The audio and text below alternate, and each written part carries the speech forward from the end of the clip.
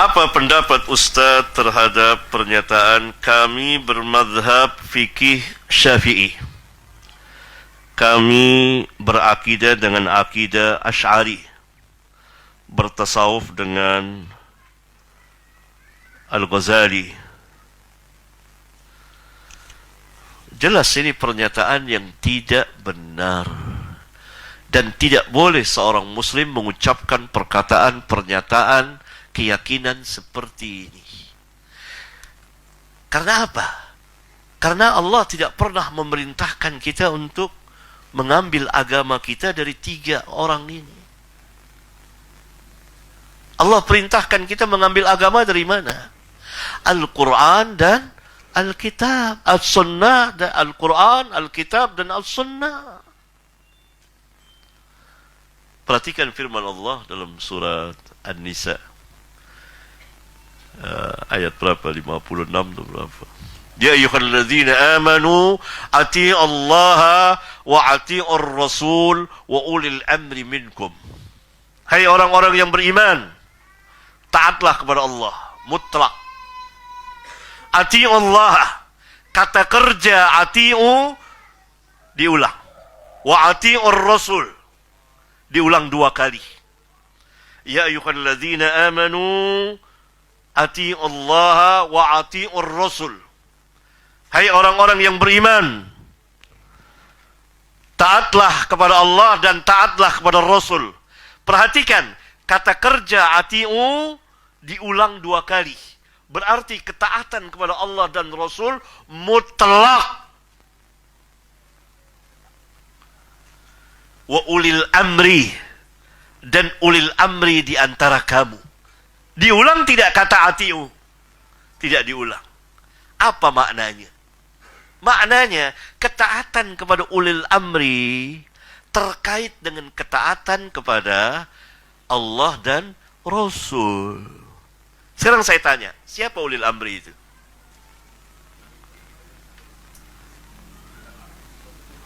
Ada pemerintah, ada ulama. Yang benar yang mana? Ada pemimpin kaum muslimin. Dua-duanya benar. Ulil amri adalah yang mengambil bagian terbesar, al-ulama. Kemudian al-umara. Ulama bagian ilmunya. Ulil amri bagian pelaksanaan. Karena ulama tidak mempunyai kekuasaan. Ulil amri diberitahukan. Menurut syariat Allah begini. Maka pemerintah melaksanakan. Karena itu ulil amri adalah al-ulama wal-umara. Tidak boleh mentaati mereka secara mutlak. Tak boleh.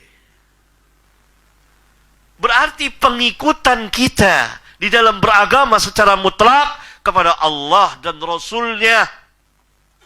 Maka para sahabat itu mengambil agama mereka tidak dari perkataan manusia, tapi dari Allah dan Rasulnya. Mereka beredar bersama Alkitab dan Sunnah.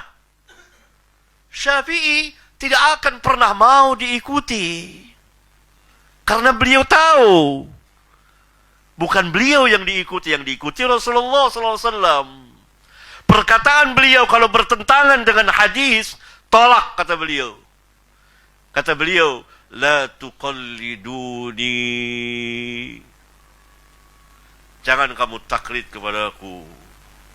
Al-Imam Al-Muzani, murid beliau, ketika meringkas kitab meringkas beberapa kitab Syafi'i, beliau mengatakan, ini Syafi'i, saya ringkas kitab ini atas pesan Syafi'i, atas pesan Asy-Syafi'i, agar tidak bertaklid kepada beliau. Kalau kita ikuti hanya Syafi'i saja, akan banyak sunnah Nabi yang kita tinggalkan. Bagaimana kita mengambil fikih dari ini kalau yang kita ikuti betul-betul Syafi'i? Bukan Syafi'i orang Jakarta, bukan. Betul-betul imam orang Quraisy. Itu kita akan ketinggalan sunnah demikian banyaknya. Saya ambil contoh. Ada nggak kitab Al-Um di sini? Kalau ada kitab Al-Um, saya bisa berikan berapa contoh yang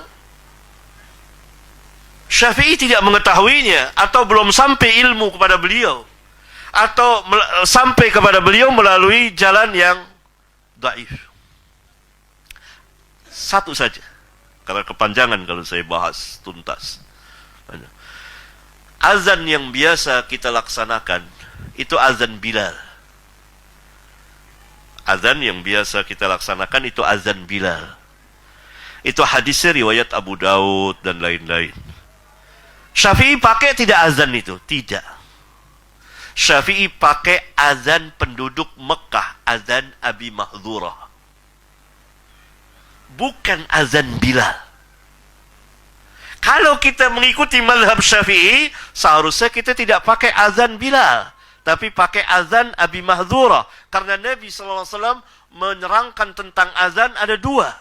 Azan yang biasa kita dengar dan azan Abi Mahdzurah, yaitu syahadatain diulang. Allahu Akbar, Allahu Akbar, Allahu Akbar, Allahu Akbar. Asyhadu an la ilaha illallah, asyhadu an la ilaha illallah, asyhadu anna Muhammadar Rasulullah, asyhadu anna Muhammadar Rasulullah. Kalau azan Bilal, hayya 'alas salah, hayya 'alas salah, hayya 'alal falah, hayya 'alal falah, Allahu Akbar, Allahu Akbar, la ilaha illallah. Itu azan Bilal. Kan dipakai di sini azan Bilal, di Indonesia juga begitu.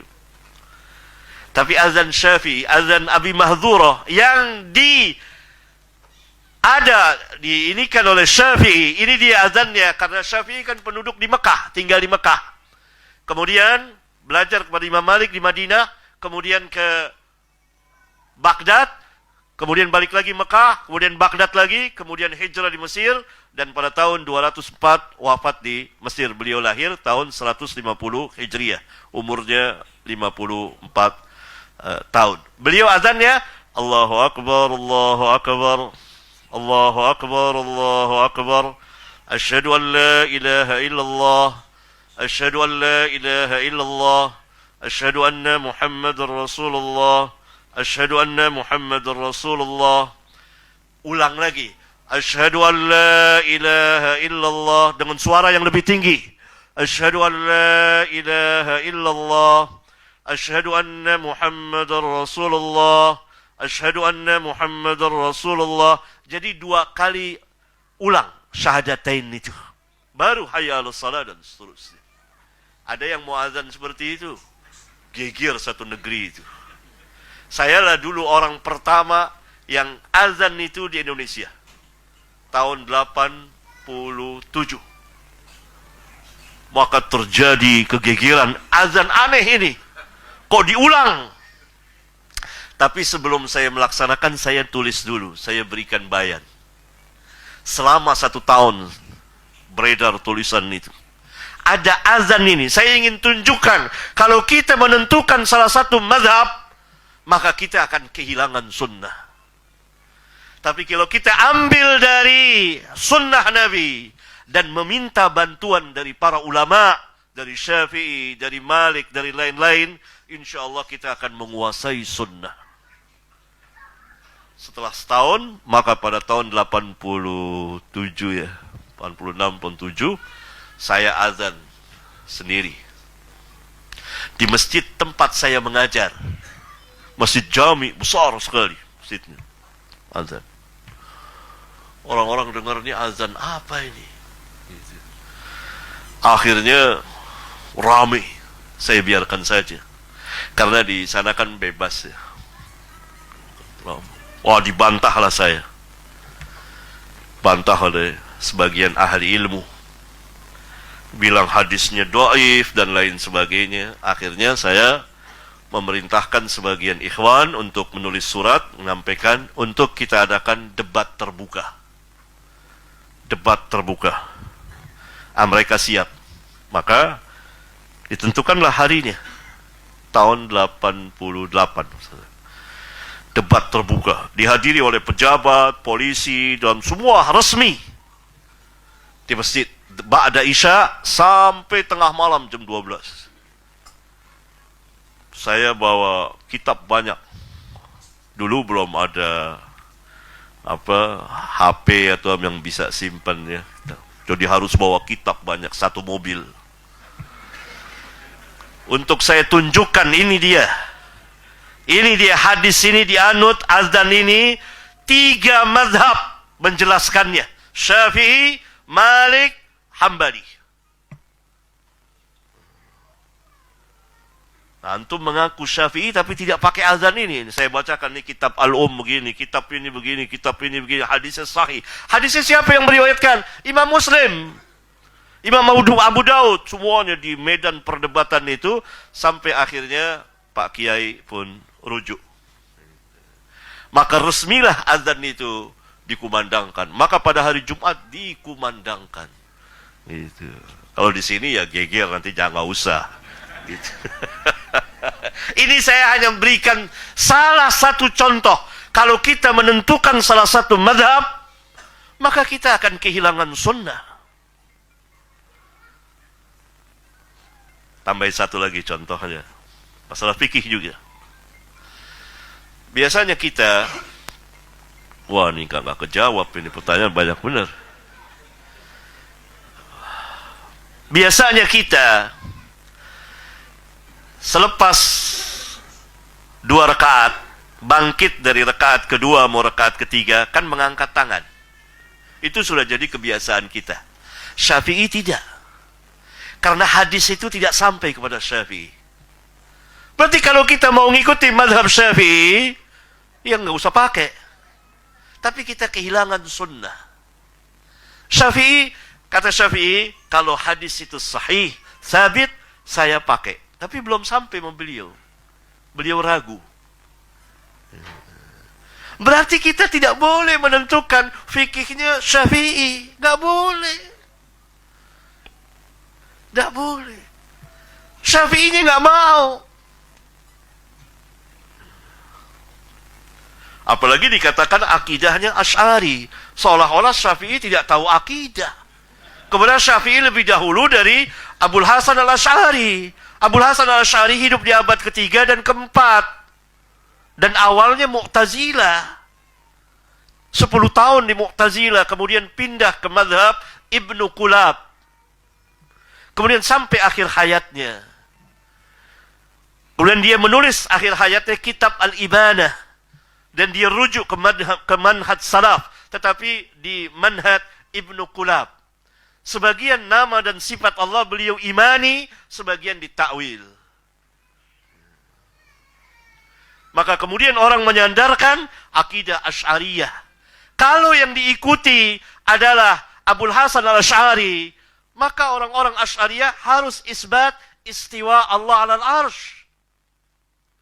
Tapi sebagian orang-orang Asy'ariyah belakangan tidak isbat istiwa 'alal arsy, tapi istaula, menyalahi Abul Hasan al-Asy'ari. Saya pernah membacakan kitabnya di kitab Al-Ibanah. Dan Abul Hasan al-Asy'ari tidak sempurna rujuk ke dalam manhaj salaf. Ada beberapa sifat Allah yang beliau takwil, tafsir lain. Seperti sifat mahabbah, sifat redha, dan lain sebagainya. Itu Abul Hasannya. Saya kira, wallahu a'lam, hanya pengakuan saja. Tapi tatbiknya, penerapannya pun mereka tidak tahu. Apalagi tasawuf Al-Ghazali. Tasawuf tidak termasuk dari ajaran Islam. Dan saya kira panjang sekali kalau saya memberikan penjelasan itu.